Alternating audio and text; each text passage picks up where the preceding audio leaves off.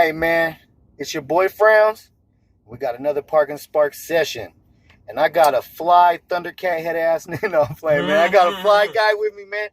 Swiggle Mandela, man. What's up with you, bro? What it do, man? Park and Spark, man. I'm glad to be here, man. We need to put it together. It was a little second, but we made it happen. It did take a while, but you know what?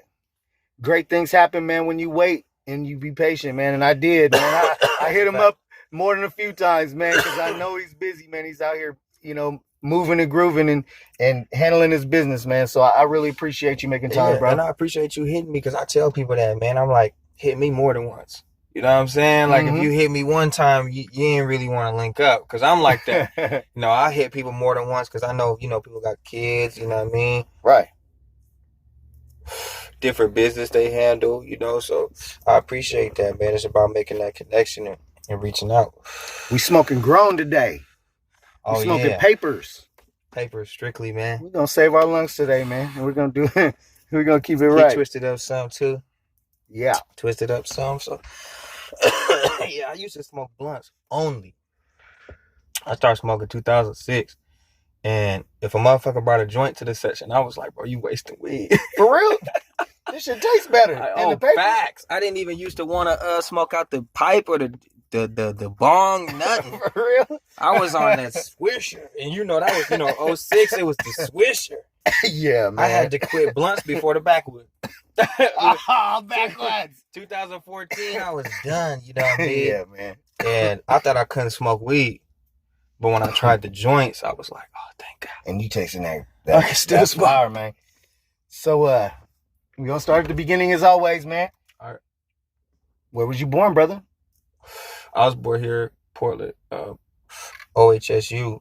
And yeah, when I was bored, we spent a little bit of time in Portland. We had a house on off of Killingsworth. And then we moved to Estacada. Okay. That's where my memories really first started in the country. No doubt. Yeah. I got some good friends from Estacada, man. Yeah, we had a farm out there. And so my dad is Filipino and my mom is black. Okay. And so I think that, it was probably my dad that wanted to move out there because just being Filipino, real estate is big in my family, even especially overseas. You know what I'm saying? Oh, we own land over there. So my dad got like 5 acres of farmland in Estacada, and that was like my first memories, man. Like, run around, bro, butt ass naked, catching fucking snakes and shit, bro. Picking blackberries and shit. You know what I mean? We had a long ass gravel driveway, and the neighbors over here had horses, and the neighbors over here, you know what I mean? And, yeah, man. Coyotes are coming to the yard, and so my first memories is in Estacada. That's what's up, man. And then my parents got divorced, and my mom decided to move to Oakland. So that was like, I bet that was a little bit of a culture shock. Yeah, motherfucker, bro. Cause I'm coming from 5 acres of land. This all I know, What part of Oakland did you go to?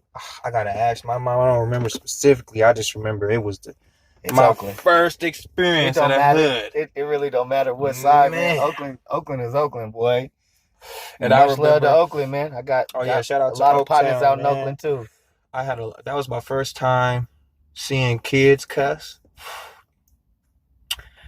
That was my first time seeing people sagging.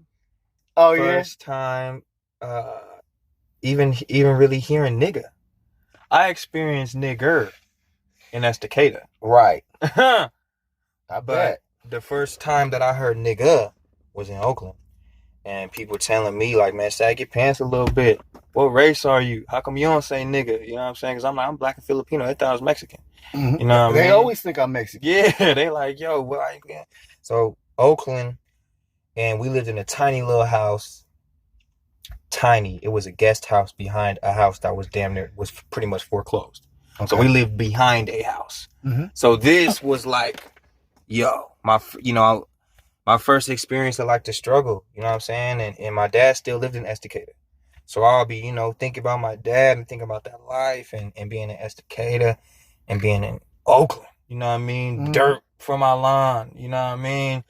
You know, going to 99-cent store and first finding out what a food stamp was. And so, you know, that was Oakland, man. And a lot of them, the 99-cent store ain't the same. Can I crack this in a the little hood? bit? Crack the window a little something. He said parking spot. We're supposed to box the whole thing, huh? Ah! Look. We gonna have to crack this out. We gonna have to crack it eventually, man, because I'm gonna die up in this eventually. Okay. I cut the air on. You getting hot?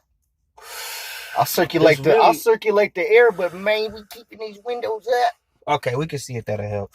And like I was saying, 99-cent stores in the hood are much different than the ones in like Estacada or some shit. Period. Because them niggas, they'll take your bags when you walk in. Period. And they'll give you a little, like in Jacksonville and some other place I used to live, man. Yeah, you go up in there, bro, they'll take your shit. Oh, yeah. You take your bag, give you a little thing. You come back for it. And so finally we moved back to Portland, man. I was praying for it. And, you know, we lived in Portland, and my dad was always in Oregon, so I would visit my dad, you know, summer and stuff like that. Oh, yeah, got the keef on there, man. You got the keef in there. I'm gonna get high as hell today, because I don't be boxing no more. I'm gonna be real with you. I'm about to get high as fuck today. And so we lived in Portland for a little bit. Woo, hold on pieces on sizzle status. Hello. Woo. And I don't remember how long it was that we was in Portland, a year or two before my mom wanted to move to Compton. Oh, she wanted to go to Compton. So my mom is originally from San Pedro, so she always had that Cali. She always wanted to go back to Cali. Yeah. So when we moved to Compton, bro, it was another experience, and I love Compton. You know, shout out to all my people in Compton. I love Compton, you know what I'm saying? But it was rough. It was rough. And coming from Portland, you know, coming from Estacada, and then my first experience in Oakland, you know, we was in poverty. I experienced, like, abuse there, really. You know what I'm saying? My mom was dating somebody who just was out of control. So my first experiences of California was, like, pretty rough. Positive, you know what I mean? So moving back to California, I'm already kind of down, like, yo, I want to live in Portland. You know what I mean? That's where all my uncles, my grandma, my grandpa, my dad, you know, my black side lived in Portland. Yeah. A lot of my Filipino side resides in California still to this day. Shout out to Cali, man, all my Filipino family. And when we moved to California, I was sad, man, you know. My mom's and dad was doing the custody thing, and, you know, you don't really know where you want to go. And living in Compton once again, you know, it was like another experience of poverty. And all my friends knew how to crip walk, you know, hear gunshots every other night, if not every night. You know, you gotta go trick-or-treating during the daytime. My grandpa won't let us go outside on 4th of July. And so it was very different for me. But one thing about Compton that I remember is my mom at the time, she's a Christian now. I'm really not religious. I believe in God, of course. We talked about this earlier. But my mom at the time was a part of the Nation of Islam. Okay. And I remember being in the Nation in Portland. Shout out to everybody that's in the Nation here in Portland. You know, I got a lot of family in the Nation of Islam here in Portland. And I remember the little mosque in here in Portland. I remember selling papers and learning to hustle. You know what I mean? I remember selling papers on MLK right there. You know the spot where it used to go down at. I used to be selling DVDs, CDs, and the light. I remember going out there as a kid, Killingsworth and MLK, and selling final calls. You know, and I remember being the youngest on the block and selling more final calls than all the kids, all the adults. And my big homie, Rasan, man, shout out to Rasan. He walked up to me like, you know, everybody taking a break, getting water, eating. You still selling papers? And he took the papers from me, and I had ink on my hands from holding the papers for so long. And I had so much money in my pocket. And he was like, wow. So that was my experience at the Nation in Portland. But I remember going to California and being in the Nation. And going to the mosque. It was huge. It was a lot bigger, huh? Big. And it was so many black people in suits. My auntie's in the Nation. Shout out to my auntie. And she was, you know, all the sisters and when you pull up, his brothers rush into the car to get the door for the women. They will not let the women open their own door. You know what I mean? A lot of respect. And going in there. A lot of respect, Sean. And you got to sit with the men and the women sit with the women. And I remember just seeing Minister Tony speak. Mm-hmm. And I never met him. You know what I mean? My auntie and a lot of people that I know are really close to him and know him personally. But I never met him personally. I just saw him speak. Okay. And just being so inspired how he would move the people. Like, you know, say some shit like, it ain't right. In the way people Shit's is needed, like, man. huh? Powerful brothers, man. It's needed. Yeah, and when he would, the way the crowd would react. Because there's people saying, I feel you. That's right. You know what I mean? And I remember always wanting to say something. And just being scared because I knew that I would become a celebrity there if I would have be the only kid to say, that's right.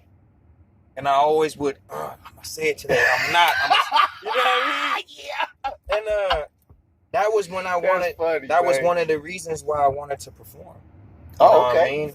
Because so that gave it to you, huh? Even my auntie. That's the first time I've ever heard that, man. Is that a preacher gave you the spiritual the influence to be a performer. That's and great. I gotta give it to my auntie too. Because they would drill.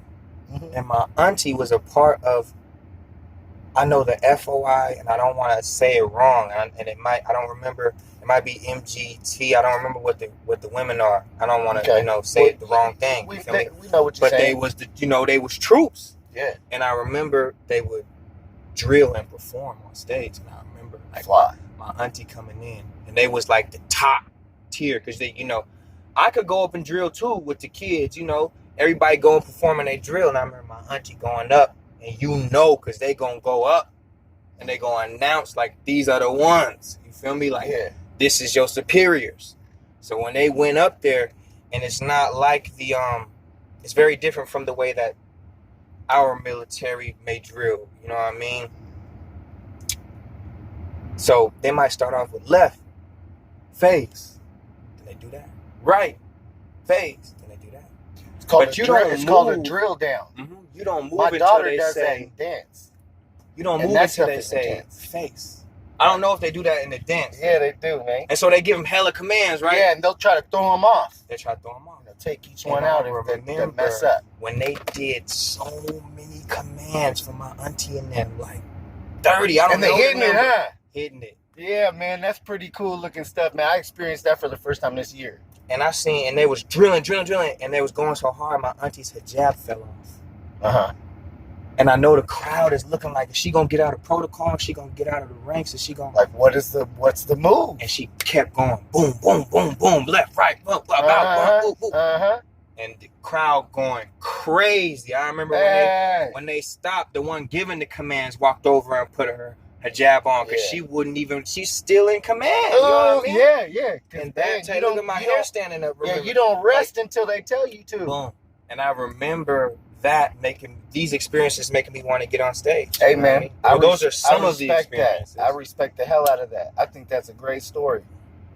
I think the people gonna like that story, man. And then my dad also plays guitar. Oh, mine does too. Word. My dad performs, man, at the Doja spots. Cool Breeze Band. Okay. Malcolm Noble and the Cool Breeze Band. That's okay. My dad's the guitar player, man. Hello. Lebo. Dad, what's up? Hey, what it do? Love you, Dad. So yeah, my dad, shout out to my dad, man. My dad plays guitar, and him just being, I think, from the Philippines and coming here with nothing. He always wanted to have a job and multiple jobs, multiple streams of income. And so, the joint's still going. Oh, see, when you smoke joints, that's you roll them ones. You know what I mean? You sure did. Mm-hmm. This is the first time I ever met him, y'all. Hey man, it's today. A pleasure to meet you too, bro. You know what I mean? Good cat, man. And let me tell y'all something. I pulled up, right? He said, "Hop out and check this bird out." Right. I'm scared of birds, but I hopped out. This motherfucker went to walking, and the bird followed him. Yeah. And this is something I'm glad he brought that up because it's something that's gonna come out crazy more in my music. How spiritual I am, and how I remember, bro. I used to go to church with my little nephew. Right. He's about 13 now, 12, 13. Shout out to my little nephew Jiggy. And at church, he would see pictures of Jesus. He would see statues of Jesus. He would see different everywhere. At home, at cousin's house. Okay. Every time he would see Jesus, he would say, "Is that my uncle? Is that my uncle?" Yeah. And it might be because of my beard and because I always had long hair, but sometimes Jesus would be depicted as a white person, and he would still say, "Is that my uncle?" Depicted as a black person, "Is that my uncle?" You know what I mean? And my mom, for example, her name is Kelly, her original name, and she felt that her mom named her that, trying to not give her like a more black name. Mm-hmm. So she went to the forest to find her name. And she, closed her eyes, focused, and a raven flew up. So my mom's name is Raven. So I get that, from her. The, hummingbirds have flown up to my face. Like you just seen, the crow been following me for a week. Coyotes have walked up to me. I've pet deer. An elk just walked up on my brother's window the other day. We seen that. My dad used to creep up on the elk at the beach. You said a coyote walked up on you? Coyote walked up on me. Mm-hmm. I would tell you, I used to go to a camp called Caldera. I don't want to shout out Dan Wyden and Peter Wyden. Where's that at? It's in Southern Oregon. And it's owned by a company, or I'm not going to say owned. It's funded by a company called Wyden and Kennedy, and mostly the Wydens. Okay. Wyden and Kennedy is one of the biggest advertisement agencies on this side of the country. They got a building downtown Portland. They originated here, and they're the ones who did the advertisement for Nike and Coca-Cola. Motherfucker. Ooh, that mean I get a little breeze. Yeah, we're gonna breeze up. Sorry, y'all. A different type of breeze up. A different type, you know what I mean, at a parking spot.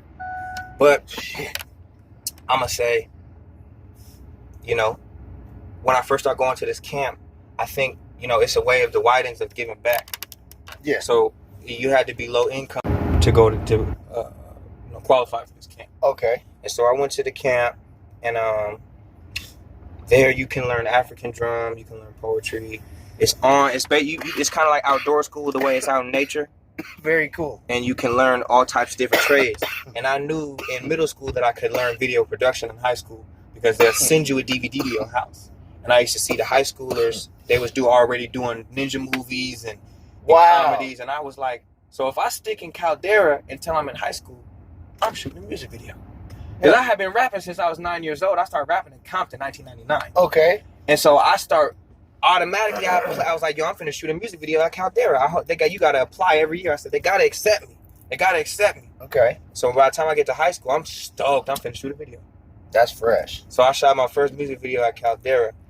And No doubt. Can it be seen online? Nah, but they're my third music video ever. Okay. It's still online, and it's filmed at Caldera. It's called Song of Freedom. I'm 16 years old in the video. A lot of people be laughing at it, but it's like when you see the level I was on at 16, it'll blow your mind.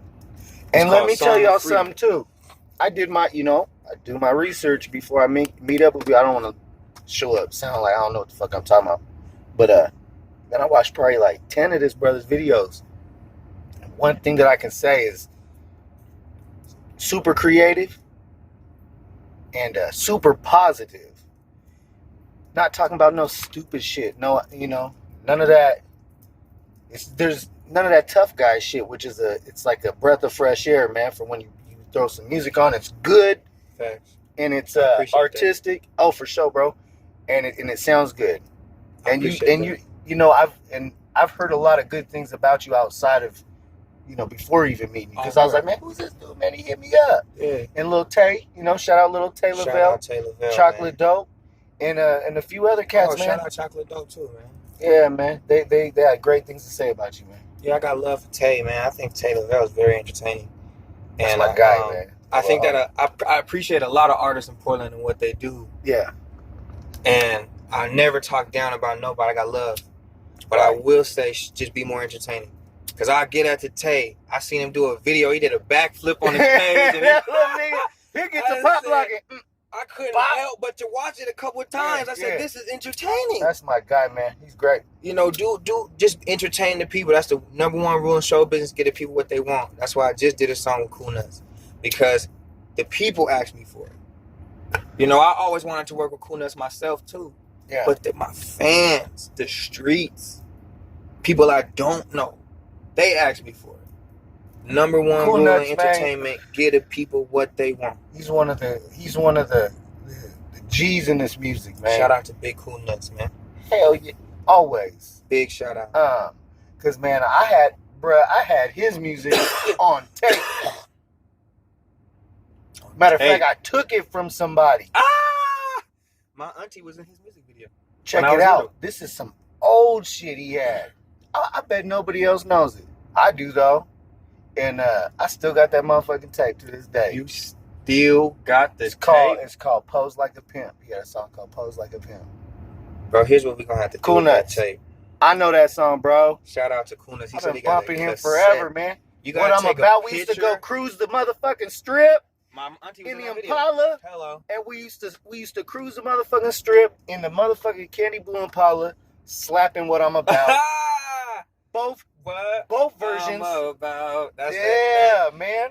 But you know, shout out to Cool Nuts, man. And I think what we should do with that tape, you should take a picture of the tape, and I'm gonna ask Cool Nuts if we could do if we could do a shirt with that tape.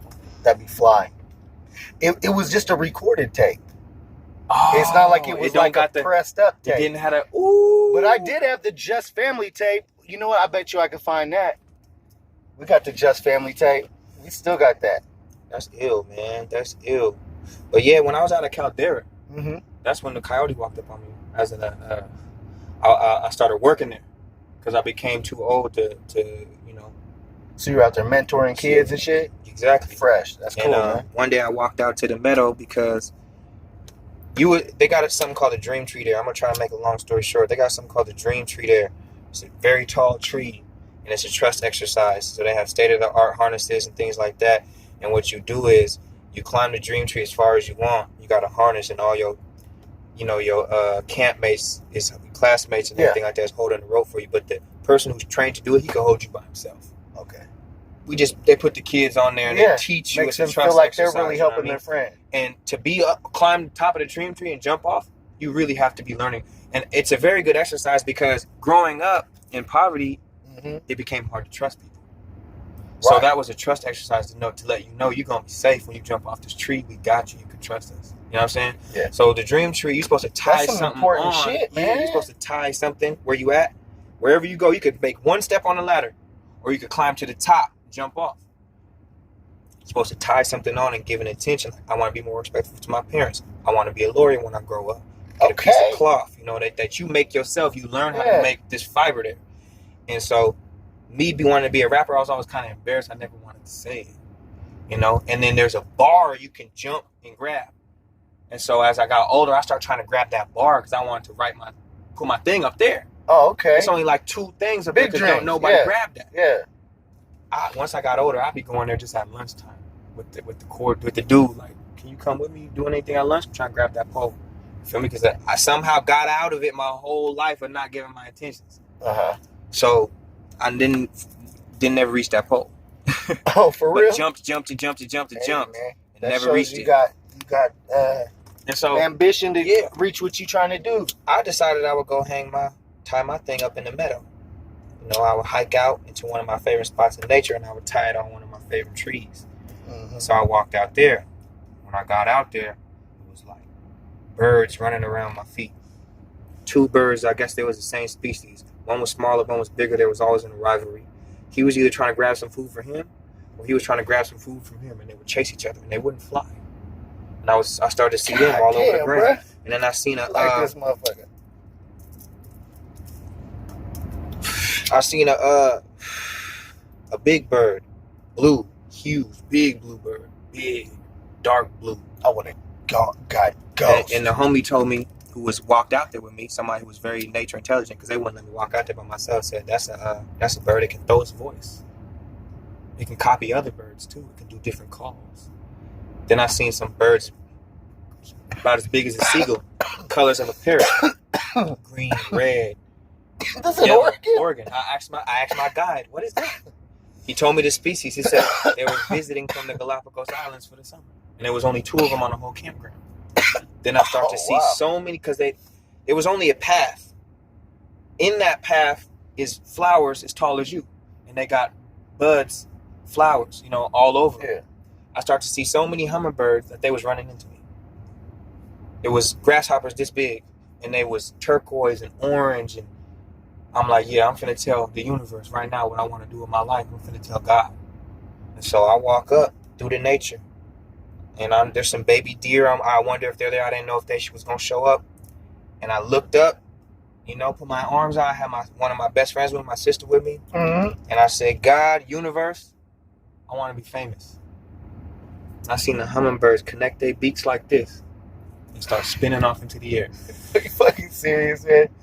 That would have been. I would have been scared as shit. Fucking gophers running into holes. All the animals start to disappear. Right? I'm looking for the bluebird, and ain't shit there, and I'm like, what the fuck is going on? Then I hear a howl. It's broad daylight. That's crazy. It's broad daylight. Man. My mind stops. Because I'm going to let people know you might not think your mind can stop. This one lesson I'm going to teach. I'm going to teach so many lessons, but with the Parker Spark, your mind can stop. You might not know it can stop, but it can stop. You got to give your mind a break sometimes. Your mind stops. Your mind stops in fear. That's why war is so popular. My mind stopped. By the time I start to come back, it's saying things like, I hope it's the camp dog. I look in front of me about where that rail is, where them stairs is at. There's a coyote sitting, just looking at me. My mind stops again. 1,000, 2, 1,000, 3, 1,000. Starts up. It's a fucking wolf. My sister's grabbing me now. Get the fuck out of here. I look at him a little longer, and I turn around. My mind is fully working out. Run, walk, get out of here. It's not safe. Mm-hmm. And my sister says she turned around and looked again, and he went into the meadow, which means he disappeared because it's all flowers. And what I noticed is all the animals disappeared because they noticed him before I did. And then they sure did, huh? Feel me? Yeah, they sure and did. He howled like, nigga, is you slow? You know what I'm saying? Shit. What's up? I'm here. This is my place. You know what I mean? This is my hood. Yeah. And so, that's some in Native American culture, in even in African culture with the jackal, and Aboriginal culture with the dingo, yeah, that is the spirit of the trickster. And what I learned is that what the universe just told me right there, because the coyote, because coyote stole fire from man in the native culture. Oh, he ended up burning himself, having to get it back. Ooh. Learned a lesson. He learned the hard way. He plays tricks and it backfires on him. Yeah. And what I learned and what I was disappointed in, and at the time, but now I love it, it was that in order for me to become famous, I'm going to learn the hard way. And it has been that way. Yeah. I'm going to throw a show and nobody's going to come, and that's how I'm going to learn to promote harder. I'm going to put out a song and nobody's going to watch it, and the next time I put out a song, I'm going to make sure people are going to watch it. You know what I mean? That's not how it's going to happen, though, bro. Because I'm going to tell you. You put a lot of positivity out there, I'm going to tell you. It happened that way. It's infectious. Not that it's going to happen. Yeah. It happened that way. Okay. I've had shows where nobody but my god sister came. Damn. And I realized, and that's not happening to me again. That's that coyote medicine. I said, I'm going to go hand out 500 flyers. It's not going to happen to me again. Yeah. Period. I know how it goes. You see what I'm saying? That's like if you go to lift some weights. And you got to have somebody there with you because it might, yeah. But the next time you get on there, you're going to be ready, though. That's right. You know what I'm saying? Yeah. And I learned that it just meant I'm going to hit my head. You got to go through it to get to it. That's a fact. Hard work beats talent when talent refuses to work hard. Period. You stay on that grind, man. You'll get there, man. I see something in you, bro. And a lot of people that I mess with see something in you.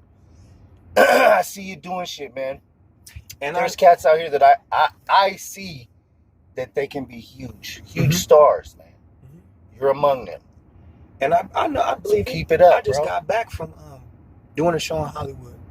Mm-hmm. Doing 2 shows in Michigan, Detroit. How was that? How did you Bro, so much Michigan. Love. I got family in Michigan. Shout out to all my people in Michigan. I got family in Michigan. Michigan was cool. Bro, amazing. I learned so much. Break It it down changed out my there. period. I'm going to say, for one, the black community, I think the blackest show I ever did in my life was in Detroit this year. Yeah. It was the most black people I think I ever been in front of. And they showed so much support, and they bought merch, and they followed, and they, bruh. That's beautiful shit. I can't even fucking. Then I went to a city called Port Huron right outside of Detroit, and it was a lot of white people, and they showed so much love. They love music. You know what I mean? And people love music, man. You're going to touch everybody, man. And it was something I had to prove to myself. Because I was wondering, can I do, I knew I could, but I still got to prove it to myself. Prove it to yourself, man. Prove it to yourself. I said, can I do this outside of Portland? Because I get so much love here. A lot of people don't get a lot of love here, and that's the narrative. That Portland is full of haters. That's bullshit. There's no love here. And I always got love. Me too. That's not my story. I get so much love here. It's overwhelming. Motherfuckers that are just miserable say that shit. And so I was wondering, like, can I have the same effect and feeling in somewhere else that's not my home? And I just had to go test it. And I did, and it worked. And in Detroit, that's some cool shit. I never got to go do that, man. So, and I'm respect to that, man. And that's what amazes me, because music, art is a vehicle. You never know where it's gonna take you. Speaking of art and vehicle, man, tell me about this music video I'm finna put at the end of this. Oh, busy, man. It's me, my homie Figure 8, who's currently in Michigan, because that's where he's from. And Cool Nuts, big Cool Nuts, man. The legendary Cool Nuts. It's called Busy. We just dropped it. It's on YouTube. It's on Facebook. It's a good song and a good video. And yeah, we did it at the Trap Kitchen. Shout out to Mo for letting us come through. Shout out to Mikey Vegas. Shout out to Trap Kitchen just in general and everything definitely that they doing. And busy, man. It's a fucking town hit. It's a town anthem. It's for the city. You know what I mean? Yeah. Make sure you watch the end of this, because it's gonna be there.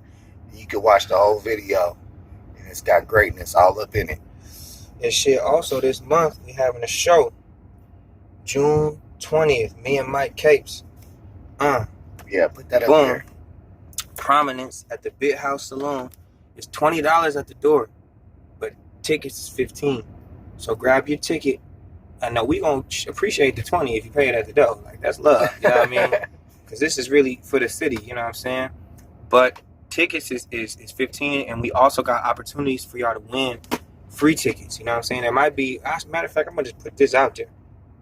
If you share this Park and Spark episode, if you share it on your Facebook, you tag 5 people, you're gonna have an opportunity to win a ticket to Prominent. Gonna be there, Mike Crenshaw. You gotta, so we got opportunities for you to win tickets, and tickets is $15, man. So, we're trying to do something big for the town. That's why, shout out to Mike Capes, shout out to Cool Nuts. This month was about the town for me. You know what I mean? I was out of town for a minute, and I came home. I wanted to do something special for the city. So, yeah, man. Much respect to that, man. But, man, I'm getting blown up. Gotta cut this short, man. I wish I could do this video for 2 hours, man. We're gonna do a part 2. Yeah, we'll do that. Hey, and we got another one we sparking up too. Yeah, we still gonna smoke. Swiggle Mandela, man. Everybody check him out. I'm gonna put everything down in the description. You're gonna be able to see all that, man. Tap in, get all the shit you can, because it's great and it's from the town. Hey, and y'all really fuck with this platform, man. This is some real shit for the city, man. Like, I really appreciate what you're doing, bro. Like, putting this platform together and bringing artists out and creating that dialogue. This is big, man. You know what I'm saying? I'm gonna be back. I appreciate that, man. I mean? Thank you so much. Yes, sir. La Familia shit. Yo, we family. I gotta say that too. I represent La Familia, because it don't matter what color your skin is, where you come from, or how you identify with yourself. Don't discriminate, man. Everybody, we all family, all the humans. It's a human race. You feel me? And even outside of that, man, we'll get deeper. Trees, animals, water. It's all the same thing. We all family, but we ain't gonna get too deep on y'all today. But we gonna go there in part 2, man. Much love to Swiggle Mandela. Much love to y'all. Shout out to Park and Spark, man. Park and Spark, baby. Talk to y'all soon. Much love.